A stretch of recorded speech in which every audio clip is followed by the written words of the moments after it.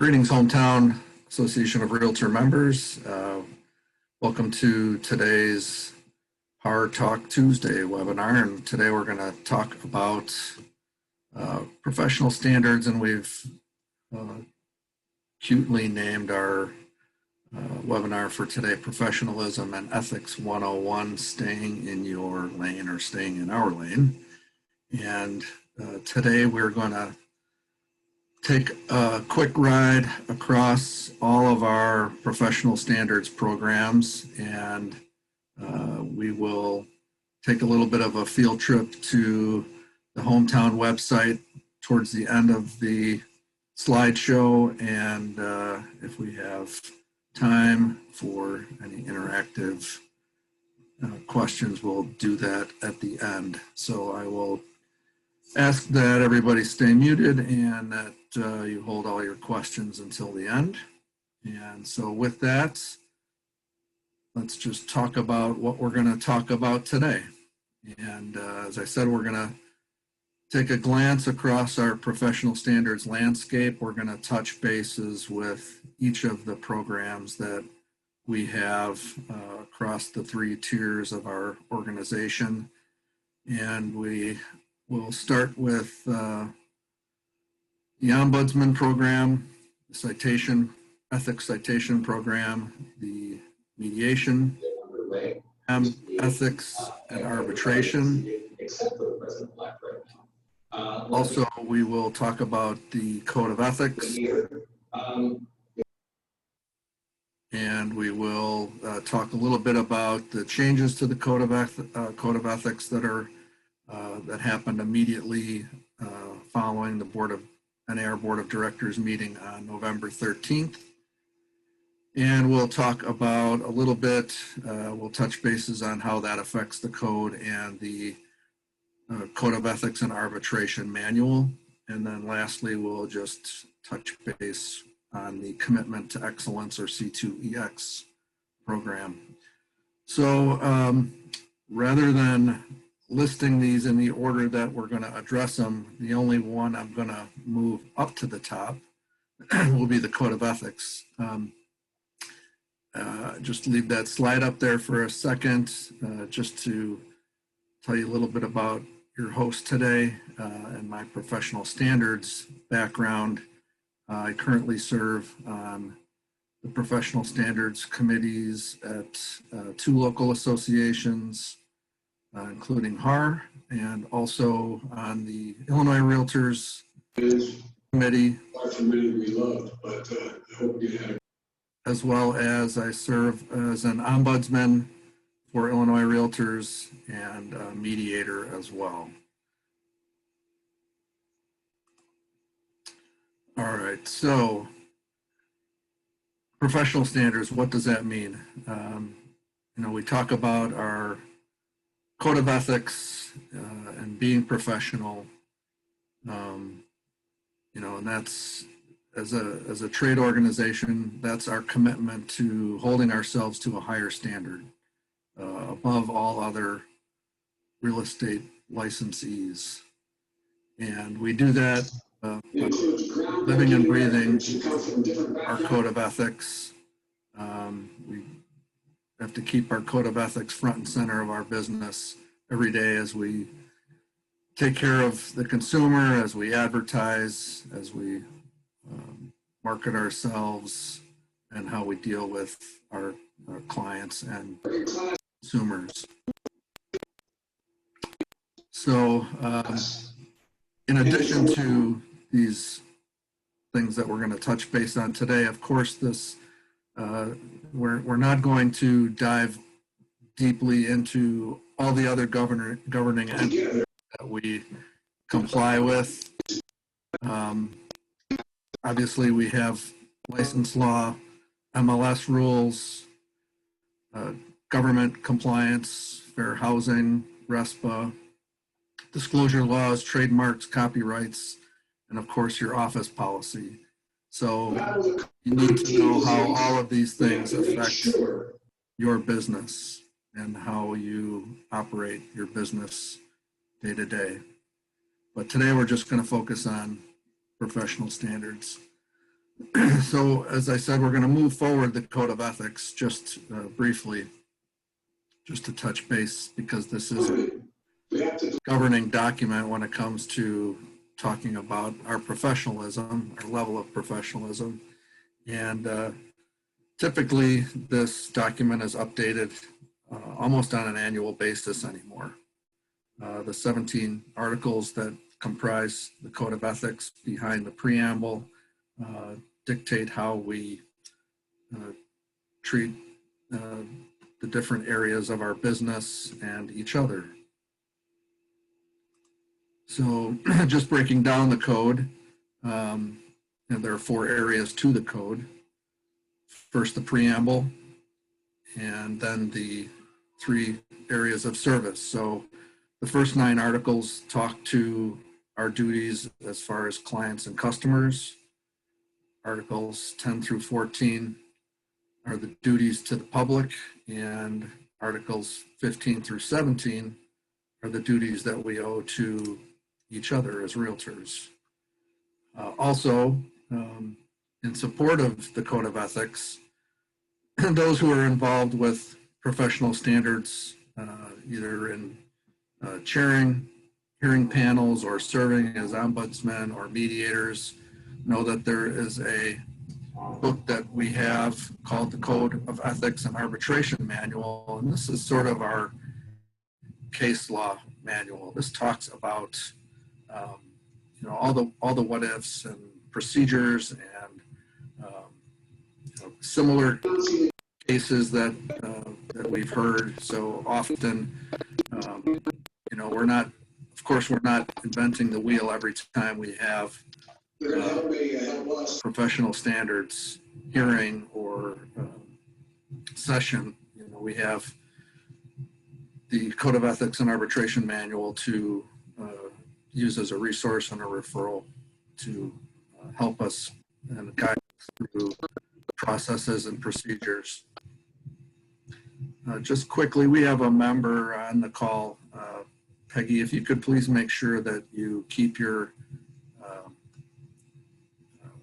system microphone muted, that would be greatly appreciated. Our admin has to keep remuting you, so I'm not sure what keeps triggering that to turn back on and off, but if you could help us manage that, that would be appreciated.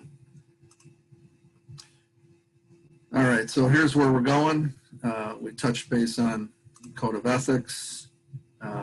So let's talk about the Ombuds program. So since 2013, Illinois Realtors, in early compliance to changes at NAR, adopted the Ombudsman program that we have. And this is sort of our program that we have to try to keep minor complaints or arguments or issues that may arise in the industry between the public and realtors, or between realtor principals, and try to keep the professional standards process, when we talk about complaint filings, as at a minimum as possible. So, our professional standards administrators across the state and obviously across the country screen the complaints or talk to the public or the realtors who are having issues. And if there's a means to resolve a dispute by keeping it short of a formal complaint, then often the Ombuds program can be effective. So our Ombudsman program in Illinois, we have the ability to have as many as 30 ombudsmen across the state to hear these issues before they become filings. So our administrator at the state association or at the local associations where they may also have dispute resolution programs, screen and assign the issues to individual ombudsmen, sometimes or often with specific expertise in an area of the actual dispute. So if something comes in and a specific with a specific topic, and the administrator feels that a specific ombudsman with specific knowledge could help, then sometimes the assignments are made that way. But often the ombudsmen are assigned randomly and based on individual loads. So often the ombudsmen are only assigned one file to work on at a time, so that they are not burdened with too much work. So we have, as I said, I believe almost all of the seats in the program or on the ombudsman group are occupied. I think 2 years ago we expanded up to 30 based on caseload. So the ombudsmen meet on a regular basis. They report to the Professional Standards Committee at Illinois Realtors, and they're trained accordingly. There are forums done to share best practices and talk about, in a generic way, the trends and how those things can be handled effectively. They're trained to use scripts and explain to the consumers or clients or realtors first about the program, and then work to help them try to resolve a dispute before it could potentially become a complaint, a formal complaint, which could become a hearing. So often the consumers who utilize the program are just looking for information or clarification, or they just want somebody to hear about the issues that they're experiencing and see if there's something that they can do to get a remedy or resolve their dispute. So we will visit that area of the Illinois Realtors website when we drift off on our little field trip towards the end here. So also we have a citation program at Illinois Realtors. This is a self-guided dispute or complaint filing system that a panel of Illinois Realtors, the citation panel, reviews and specializing in ethical standards. And so we often talk about this program sort of being the red light violation or camera program. The filings that are allowed through the citation program encompass only certain articles of the code that are easily discernible. Articles 1, 3, 4, 5, 6, 14, and 16 are the articles that are named in the program. So we will also visit that on the Illinois Realtors website here in a little bit, but typically it's just, it walks the complainant through filling out the online complaint form and uploading any evidence that that they may have to prove the potential violation.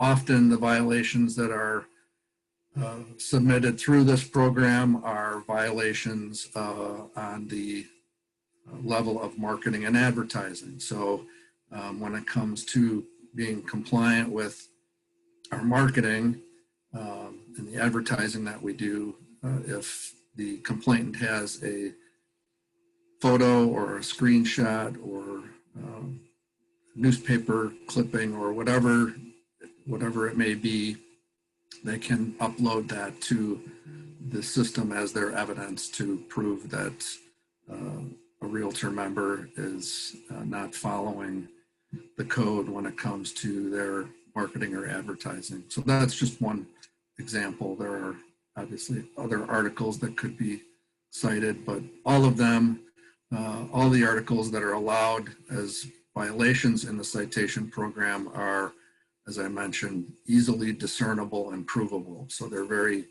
black and white offenses that can be proven very easily.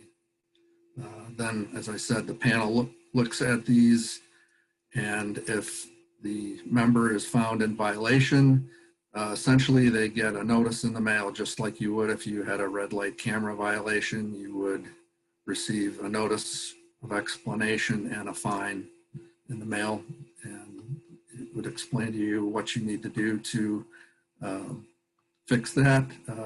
You can request a hearing over it if you are found in violation by the panel, and if the filing was made anonymously, the panel would represent the complainant on that particular complaint or filing, and then the realtor member would get their due process and be able to argue the violation if they feel that it is not true. All right, moving on to mediation. Mediation often is referred to as a win-win situation, where that differs from a hearing in that there is potential to allow the parties to negotiate by having a neutral party mediator help them to talk through a situation or a concern to try and, again, keep complaints out of the professional standards system, and use fewer resources to try and resolve a dispute. In most cases, mediation is all about arbitration.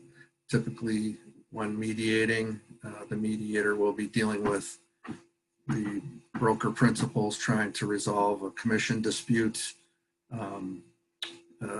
As we know, if you've ever served on a hearing panel, or if you have been in a hearing, you know that if you're arbitrating for commission, that there's a 99% chance that the panel will side with one party or the other, and it's an all or nothing result. So one party or broker principal will be awarded all of the commission that's in dispute, where in a mediation there's an opportunity to negotiate the dispute and try to resolve the dispute before it might go to a full hearing. May God protect our troops. So most of the mediations that occur are, of course, they are with the agreement of the parties. If they feel that there's an opportunity to get to a solution before going to a hearing, that helps to minimize our professional standards resources by using only one volunteer mediator as opposed to a full panel of volunteers, as well as the grievance committee that would decide whether or not it's an ethics or arbitrable situation. So on the ethics and arbitration level, this is where we actually would have a member of the public or realtor principal file a formal complaint. Our grievance committee would be our first eyes on the complaint to decide whether or not it is a viable complaint, and then whether or not it is potentially a possible violation of the code in an ethics case, or whether the appropriate parties are named in a potential arbitration case. So, that is our sort of first line of defense to the formal hearing process to make that determination whether or not a hearing should be in order. And, kind of at the point where there's a formal convenience of a grievance panel, this is when a lot of resources get expended in the system. And, so all of the other programs, the ombuds and the mediation and the citation program, are designed to, as I mentioned, keep some of our complaints or issues from reaching this point. But once a formal complaint is filed, then it is up to the hearing panel ultimately to make a determination whether or not there's violation, and then also decide on any sanctions that might be appropriate to the circumstances on the ethics side, and if it's an arbitration hearing, to decide, as I said, almost certainly 100% which party will prevail and receive all of the commission that may be in dispute.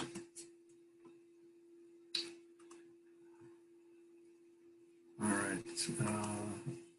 So before we go on our field trip, I just wanted to talk a little bit about NAR's C2EX program. For those of you who are not familiar with the program, this is NAR's new professionalism endorsement. Being committed to excellence, that is the mantra of NAR with the program. Becoming better professional, starting in the when you start the program and you visit the website, if you commit to going through the endorsement process, the first thing you'll do is take a self-assessment on your knowledge of professionalism, and through the course of the endorsement, you will be going through and learning about 11 different areas of the industry.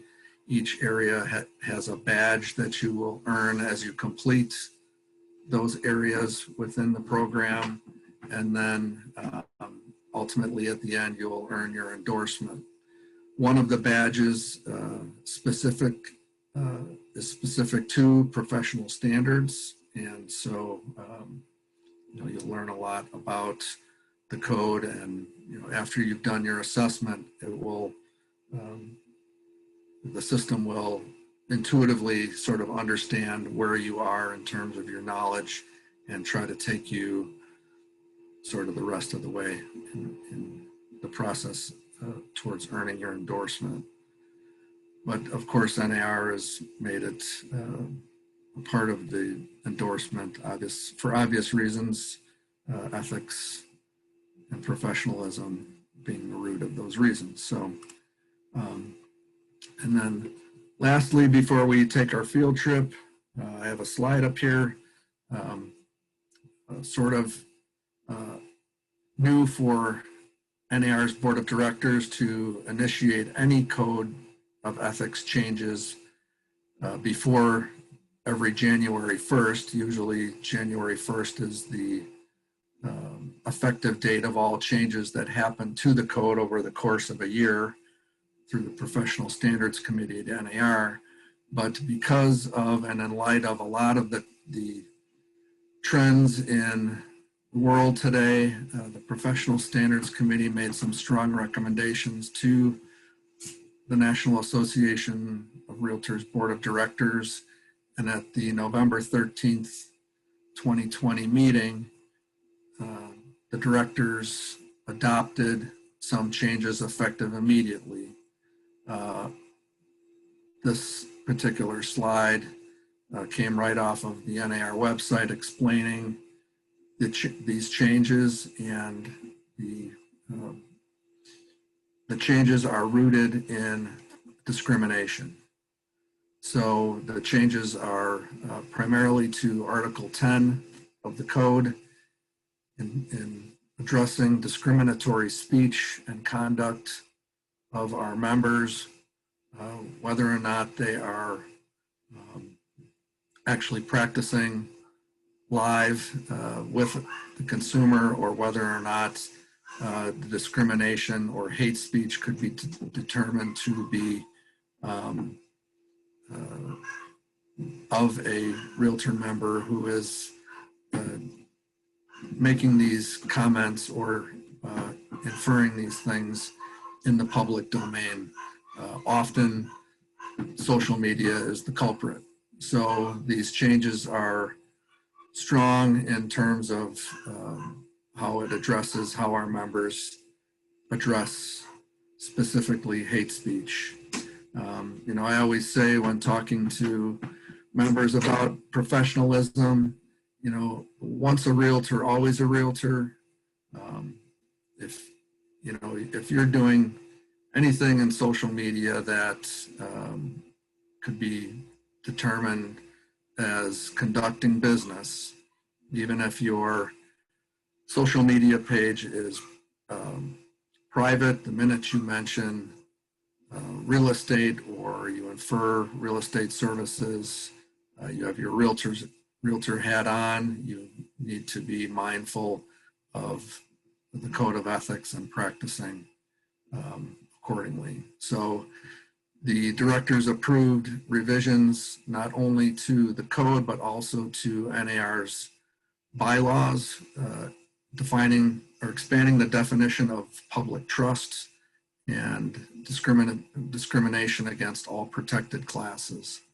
So these changes are in effect immediately, and any information on these changes can be found on nar.realtor, and we'll visit the white page on that in just a minute when we move away from our screen share of the slides here to take our online field trip. So with that, let's do that.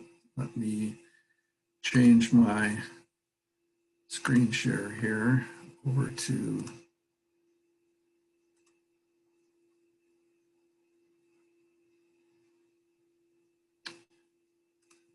stop the share and start the share.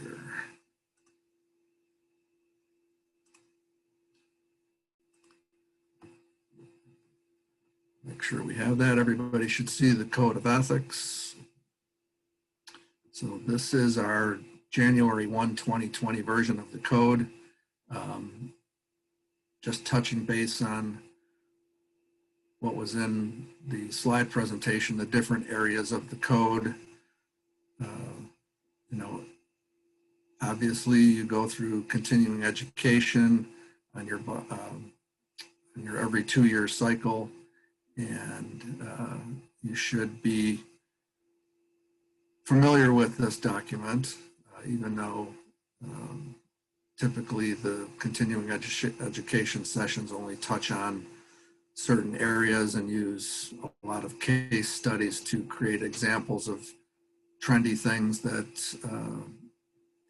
entities like IDFPR and NAR might have current concerns with, and so we use those opportunities to train to those areas of concern. But you should be aware that this document changes pretty much on an annual basis whenever the board of directors votes changes as approved and submitted in recommendation form from standards committees. You can see the preamble and then the other 3 areas that the articles are divided into. First, duties to clients and customers, which are the first 9 articles. Then duties to the public. And as I mentioned, the changes that NAR made are primarily and specifically to duties to the public in Article 10, but that section goes all the way through Article 14.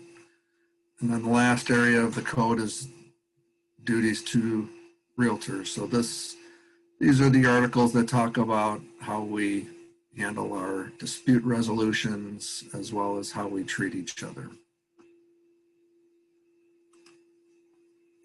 Okay, so this is the white paper document that NAR approved and is published on nar.realtor.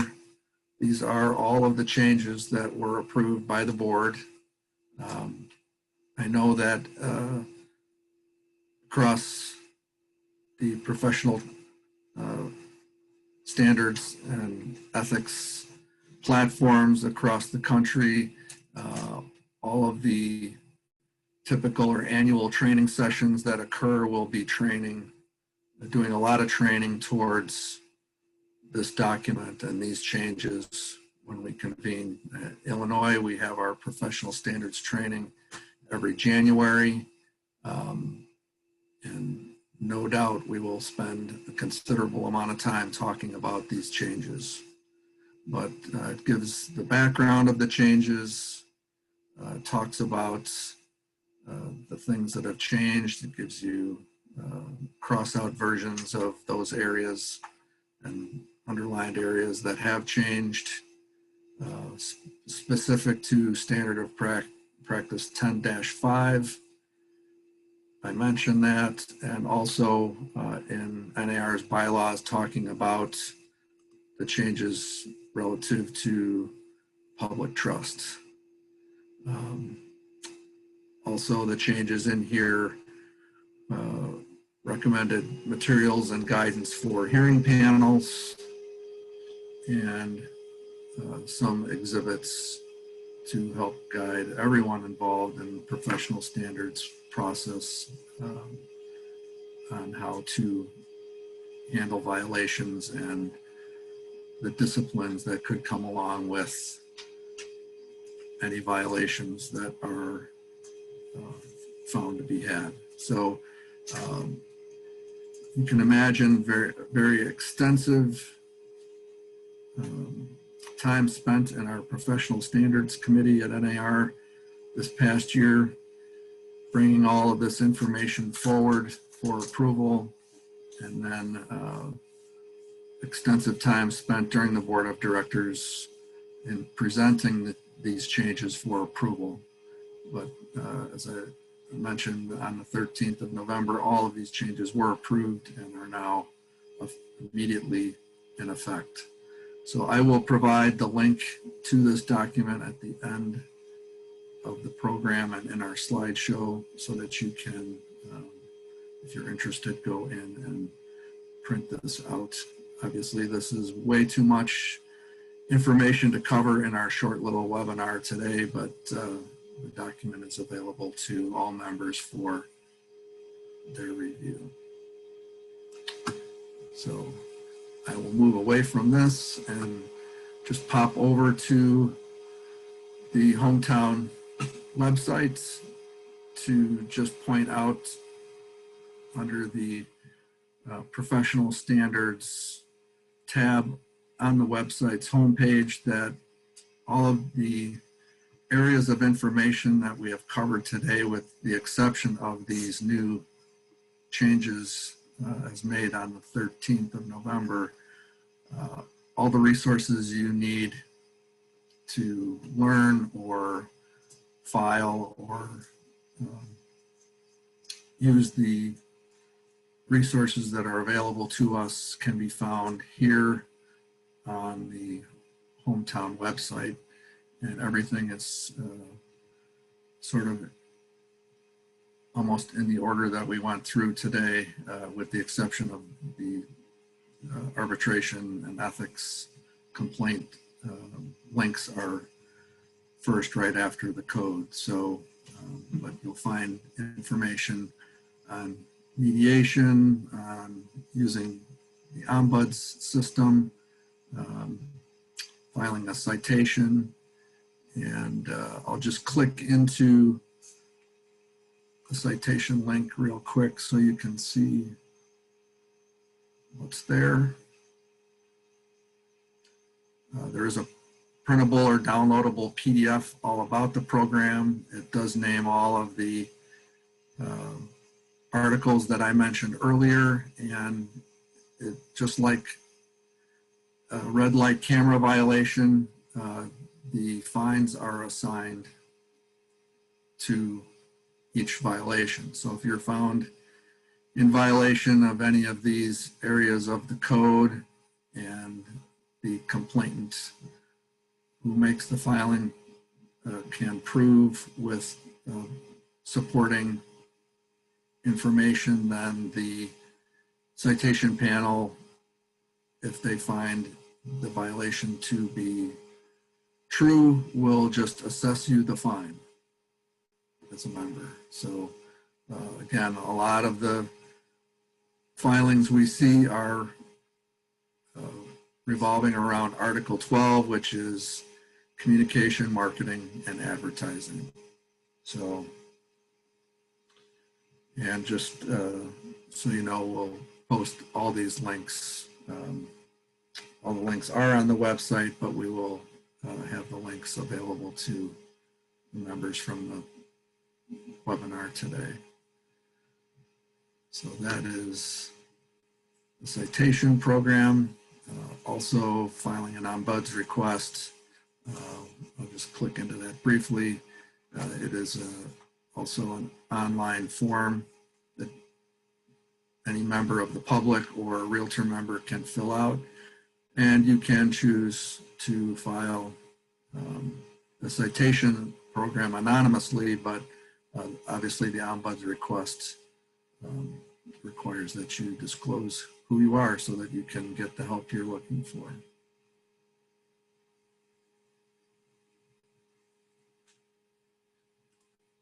And the last stop on our field trip for today. Goodness, you're describing, we all have that relative. First year of work here. We're like, what? Just wanted to show you the Commitment to Excellence portal at NAR.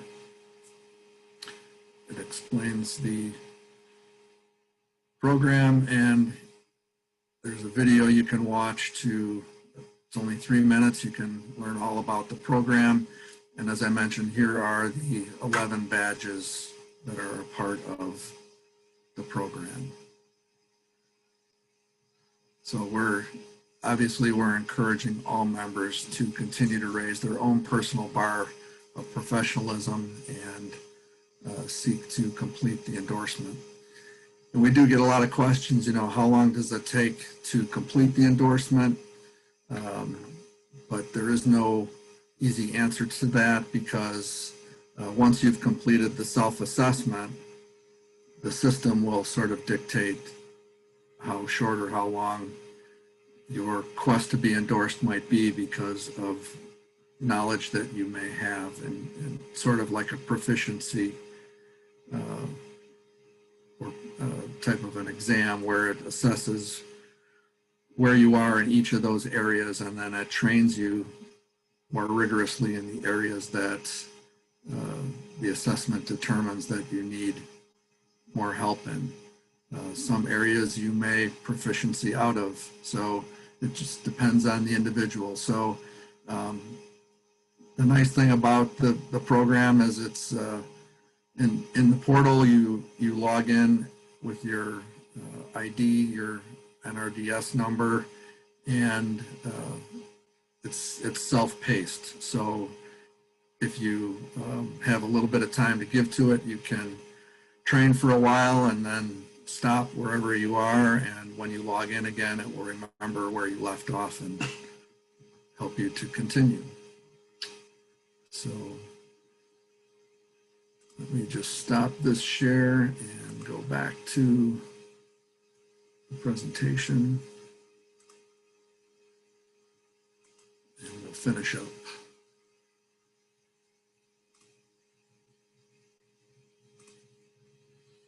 All right, so we talked about the changes to the code. Remember, if you visit the website, that here is the professional standards link all the way to the right in the toolbar. And here are all the links to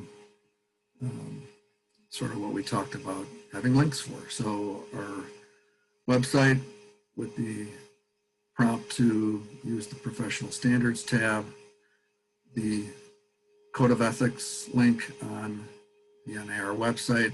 Understand that once the code is updated to the 2021 version, that this link will change. So, the NAR site is pretty easy to navigate. You can simply use the search bar to type in Code of Ethics, and you'll be taken to the most current or updated link for the code. So that will change somewhere around about January 1st. So, and then the white paper that we talked about, the document that of changes that the board of directors approved. This is the link for that. And also the C2EX program link. So that is who we are as far as professionalism and